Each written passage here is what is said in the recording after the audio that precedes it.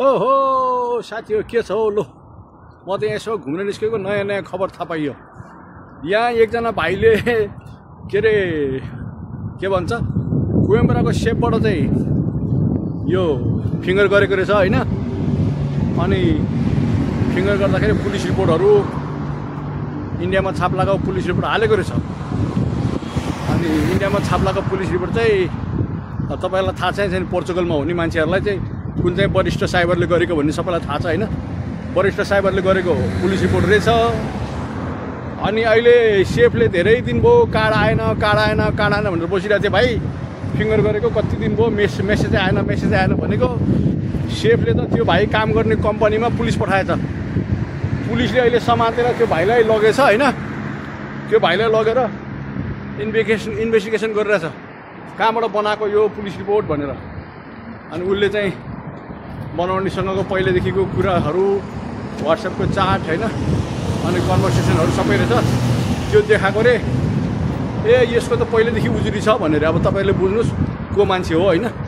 अनि त्यसकारण हेर्नुस् यहाँ यो देशमा अचम्म छ। जसले नकली बनाएको उसलाई केही गरेन, जसले कागज लिएर गएको उसलाई चाहिँ अब कारबाहीमा राखेर उसलाई लगेर खुनेर दिनभरि अनुसन्धान गरेर हैन दिनभरि अनुसन्धान गरेर अहिले छोडेको छ। दैनिक हाजिरामा छोडेको छ। त्यसकारण तपाईहरु पनि अब पुलिस रिपोर्ट तपाईहरुको पनि त्यस्तै गरेर त्यहाँबाट साइबर बहादुर स्याल कहाँबाट बनाउनु भएको भनेदेखि चाहिँ विचार गर्नुस् है। तपाईहरु पनि फस्नु हुनेछ हैन।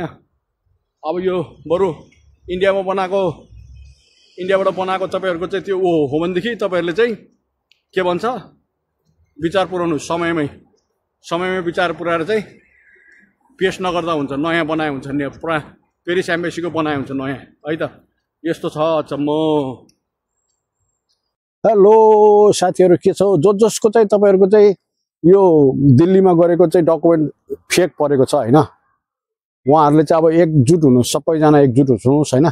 तपाईहरु एक्लै कराएर केही हुन्न। तपाई सबै ग्रुप मिल्नुस् अनि को गरेको तपाईले कम्प्लेन गर्नुस्। तपाईले कम्प्लेन नगरेसम्म केही हुनेवाला छैन। किनभने अहिले पनि मसँग एउटा भाइको यस्तै भयो हैन दिल्लीबाट गरेको। अब तपाईहरुलाई थाहा छ त्यही साइबर हो, त्यही साइबरले गरेको नक्कली भयो। उसको फिङ्गर गरेको आज 4 महिना भयो के पनि आएन, मेल पनि आएन, के पनि आएन भनेर बस्दा उसले जुन कन्ट्र्याक्ट बुझाएको थियो नि सेपमा त्यो कन्ट्र्याक्टको आधारमा उसलाई खोज्दै पुलिस काम गर्ने कम्पनीमै पुग्यो। कम्पनीबाट पुलिसले पक्रेर लगेर उसलाई इन्भेस्टिगेसन गर्दाखेरि त्यही मान्छे तपाईहरुले चिन्नुभयो मैले नाम भन्दिनँ त्यही मान्छेको गरेको परेर उसलाई चाहिँ 2 दिनसम्म इन्टरभ्यु गरेर अहिले छोडेको छ हैन। त्यसकारण तपाईहरुको पनि त्यस्तो छ भनेदेखि जतिजना चाहिँ यो नक्कलीमा पर्नु भएको छ हैन सबैजना एकजुट हुनुस्। एकजुट भएपछि त्यसपछि तपाईँ एकजनाले कराउँदा केही हुन्न, सबैले कराउँदा केही न केही हुन्छ नि। सबै मिलेर पुलिसमा जानुहोस्। तपाईलाई हामीलाई यसले फलानाले बनाउन दिएको फलानाले नक्कली बनाइदियो भनेर त्यसलाई किटानी जारी हाल्नुहोस् अनि पक्राउ हुन्छ। तपाईहरु अगाडि केही भन्न नसक्ने पछाडी चाहिँ फलाना कहाँ बनाएको यसो भयो भने सामाजिक सञ्जालमा लेखेर कराएर केही हुन्न। सम्बन्धित ठाउँमा यहाँ पनि कानुन छ। उनीहरूले यहीँको देशको छाप दुरुपयोग गरेको छ। यही देशको छाप दुरुपयोग गरेको यहाँ देशको कानुन लाग्छ हैन। पक्राउनुस्, समाउनुस्, कारबाही गराउनुस्, आफ्नो पैसा परेको फिर्ता लिनुस्। उसले कसलाई बनाउन दियो काम बनाउन दियो त्यो हाम्रो टाउको दुखाइ होइन। तपाईले जसलाई बनाउन दिएको त्यसलाई कारबाही गराउने हो के।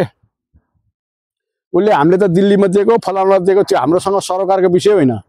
2 नम्बर 3 नम्बर हामीलाई थाहा छैन। हामीले फलानो साइबरलाई दिएको फलानो साइबरमाथि उजुरी गर्ने हो, फलानो साइबरलाई कारबाही गर्ने हो। त्यसकारण अब तपाईहरु आफ्नो बच्नु छ भने त्यो कारबाही गर्नुहोस्। र दिल्लीको चाहिँ अब तपाईसँग रसिद छैन उ छैन भने दिल्लीको चाहिँ छाप लगाएको कागज चाहिँ पेश नगर्नुहोस् है। तपाईहरु पक्राउ पर्नुहुन्छ। यहाँ त अचम्म छ। जसले डुप्लिकेट गर्छ उसलाई केही हुन्न, जसले लगेर जान्छ उसलाई कारबाही हुन्छ। त्यसकारण विचार गर्नुहोस्। मेरो भनाइ त्यति मात्रै हो। अब गर्ने नगर्ने तपाईहरुको विचार हो हैन। मन लाग्यो गर्नुहोस्, मन लाग्यो नगर्नुहोस्। अब पैसा पनि तपाईहरुको, कागज पनि तपाईहरुको, भविष्य पनि तपाईहरुको हैन। ए मेरो गाउँले हो यार भइहाल्छ भोलि लाज हुन्छ यताउता भन्ने छ भने मेरो केही भन्नु छैन। त्यसको लागि सबैले नमस्ते है। मन लागेको छ उजुरी गर्नुहोस्, होइन भने जाँड खाएर हल्ला गरेर बस्नुहोस्। फलानालाई दिएको यस्तो बनाइदियो भनेर है त।